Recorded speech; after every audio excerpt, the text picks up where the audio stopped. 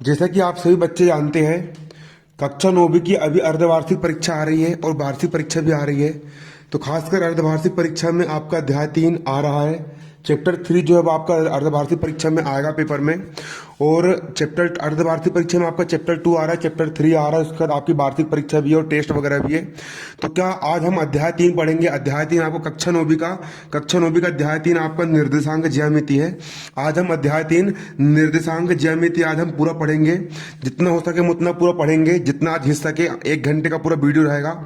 और मैं गारंटी दे रहा हूँ, देखिए आपने अगर इस वीडियो को पूरा बारीकी से समझ लिया और समझने के बाद अगर आपने घर पर प्रैक्टिस कर लिए, कॉपी और पेन लेकर के बैठिए, कॉपी पेन और सामने किताब खोल के बैठिए।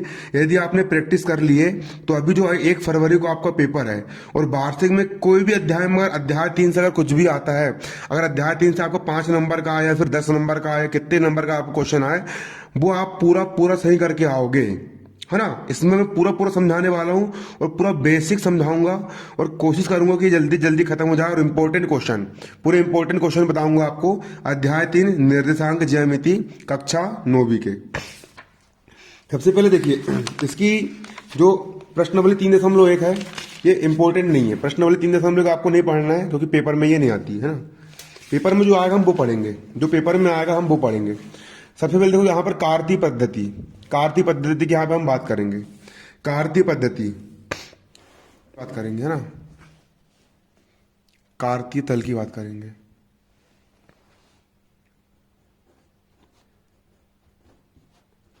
कार्तीय तल किसकी बात करेंगे हम? कार्तीय तल की बात करेंगे। अब कार्तीय तल आपका क्या होता है? कार्तीय तल जो होता है आपका, कार्तीय तल, है ना।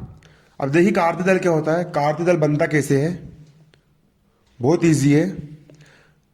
कार्तीय तल बनाना बहुत इजी है, कुछ नहीं करना है। सिंपल एक सीधी लाइन खींचना है, एक खड़ी रेखा खींचना है यहां पर आपको, और खड़ी रेखा खींचने के बाद फिर आपको एक आड़ी रेखा खींचना है। क्लियर?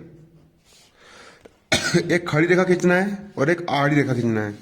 जो आड़ी वाली रेखा होगी, इस आड़ी लाइन को हम एक्स अक्ष नाम देंगे।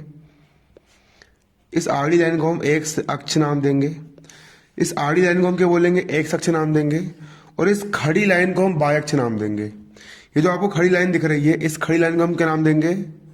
वाई अक्ष नाम देंगे। आड़ी लाइन को एक्स अक्ष नाम देंगे और जो खड़ी लाइन है, खड़ी लाइन को हम क्या नाम देंगे? वाई अक्ष नाम देंगे। ये जो क्रॉस वाला बिंदु होता है, इसको इसको 0,0 बोलते हैं। ये मूल बिंदु होता है और इस मूल बिंदु के निर्देशांक 0,0 होते हैं। देखिए अभी आड़ी लाइन है, अभी बनता कैसे हम वो जानेंगे। देखिए सबसे पहले हमने करे कुछ नहीं है। सबसे पहले हमने क्या करे? एक आड़ी लाइन खींचे। देखो मैंने यहाँ पर एक आड़ी लाइन खींच रहा हूँ, ये हमने यहाँ पे एक आड़ी लाइन खींच लिए। इसकी आपको स्केल से खींचना है। बीच में होता है 0, 0 से बड़ा होता है 1, 1 से बड़ा होता है 2, 2 से बड़ा होता है 3, 3 से बड़ा होता है 4, 4 से बड़ा होता है 5, 5 से बड़ा होता है 6। इस तरफ जा रहा है। अब 6 से छोटा 5, 5 से छोटा 4, 4 से कम 3, 3 से छोटा 2, 2 से छोटा 1, 1 से छोटा 0, 0 से छोटा होता है यहाँ पर ऋण का 1, ऋण 1 से छोटा होता है ऋण का 2, ऋण 2 से छोटा होता है ऋण का 3, ऋण 3 से छोटा होता है ऋण का 4। ये जो आड़ी लाइन होती है, इस आड़ी लाइन को एक्स अक्ष बोलते हैं। इसको हम क्या बोलते हैं? इसको हम बोलते हैं एक्स अक्ष। इस आड़ी लाइन को एक्स अक्ष कहा जाता है। क्या कहा जाता है? इस आड़ी लाइन को एक्स अक्ष कहा जाता है। क्लियर? इस आड़ी लाइन को एक्स अक्ष कहा जाता है। हो गई आड़ी लाइन, इसको हम एक्स अक्ष बोलेंगे। अब ये एक आड़ी लाइन हो गई, इसको एक्स अक्ष बोलेंगे। 0 के इस तरफ धन वाली संख्या होती है तो इसको हम एक्स बोलते हैं। और 0 के इस तरफ ऋण वाली संख्या होती है तो इसको हम एक्स डैश बोलते हैं। अभी जो 0 है, 0 से एक संख्या रेखा खड़ी बन जाएगी। स्केल से खींचना है आपको, बिल्कुल ये बिल्कुल ऐसी खड़ी रेखा होगी यहां पर। स्केल से नाप खींचना है आपको। अब 0 से बड़ा 1, 1 से बड़ा 2, 2 से बड़ा 3, 3 से बड़ा 4, 4 से बड़ा 5, 5 से बड़ा 6। अब 0 से छोटा ऋण का 1, ऋण 1 से छोटा ऋण का 2, ऋण 2 से छोटा ऋण का 3, ऋण 3 से छोटा ऋण का 4, ऋण 4 से छोटा ऋण का 5 और ऋण 5 से छोटा ऋण का 6। क्लियर? तो जो ये जो खड़ी लाइन होती है, इस खड़ी लाइन को हम बाय अक्ष बोलते हैं। इस खड़ी लाइन को हम क्या बोलते हैं? इस खड़ी लाइन को हम बाय अक्ष कहते हैं। आड़ी लाइन को एक्स अक्ष कहा जाता है और जो खड़ी लाइन होती है उसको बाय अक्ष कहते हैं। जो धन वाली संख्या ऊपर लिखी होती है इसको हम बाय बोलते हैं और जो ऋण वाली संख्या लिखी होती है इसको बाय डैश कहा जाता है। क्या कहा जाता है? बाय डैश कहा जाता है। तो ये 2 संख्या रेखा हो गई, है ना। यहां पर भी 0,0 होता है। ये 2 संख्या हो गई।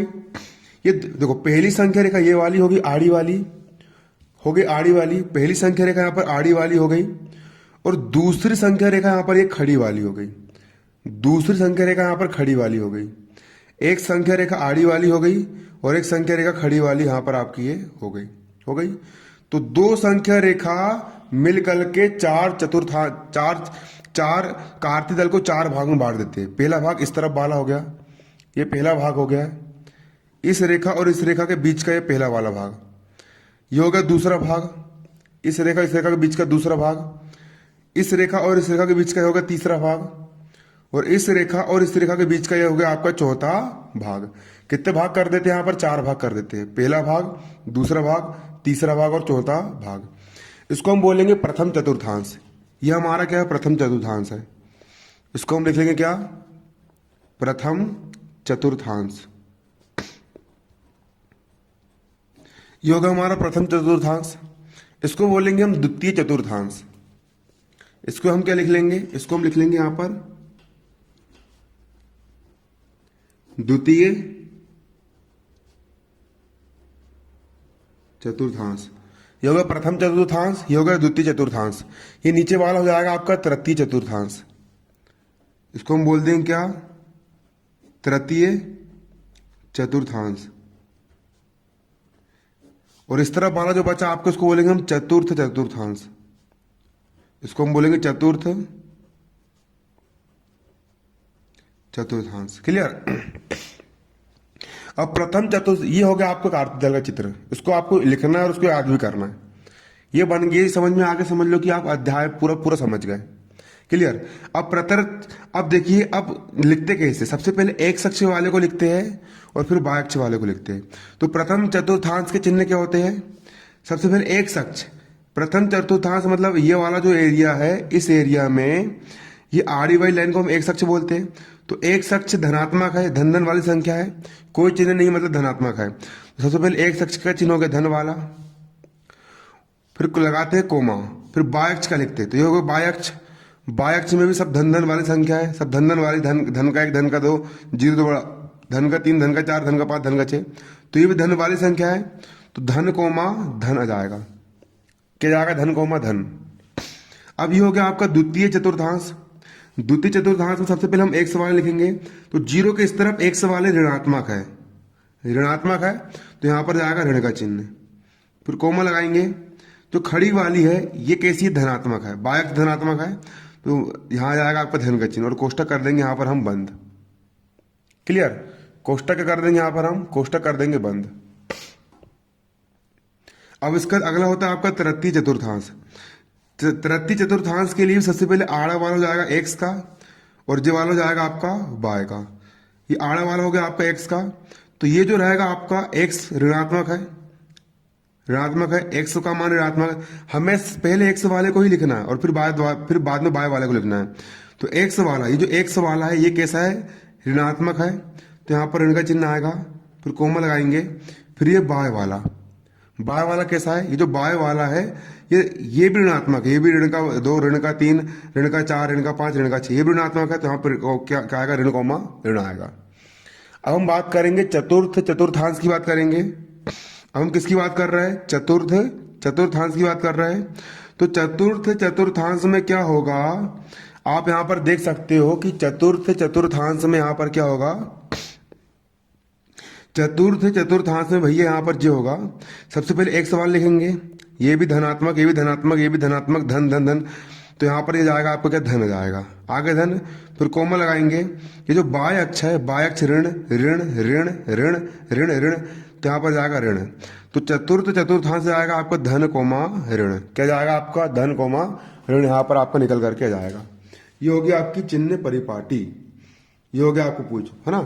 अब एक चीज यहाँ पर और याद रखने का है कि एक्स अक्ष के निर्देशांक को भुज कहते हैं, इसको याद कर लो। क्या बोला मैंने यहाँ पर, एक्स अक्ष के निर्देशांक को भुज कहा जाता है। एक्स अक्ष के निर्देशांक को भुज कहते हैं। एक्स अक्ष के निर्देशांक को क्या कहते हैं, भुज कहते हैं। और बाय अक्ष के निर्देशांक को कोटि कहते हैं। एक्स अक्ष के निर्देशांक को भुज कहते हैं और बाय अक्ष के निर्देशांक को कोटि कहते हैं। जो आपका एक्स अक्ष होता है, जो आड़ी लाइन होती है, इस एक्स अक्ष के निर्देशांक को भुज कहते हैं और बाय अक्ष के निर्देशांक को कोटि कहा जाता है। इसको आप याद कर लो, बाकी अगले वीडियो में आपको बताऊंगा। धन्यवाद। जय हिंद, जय भारत।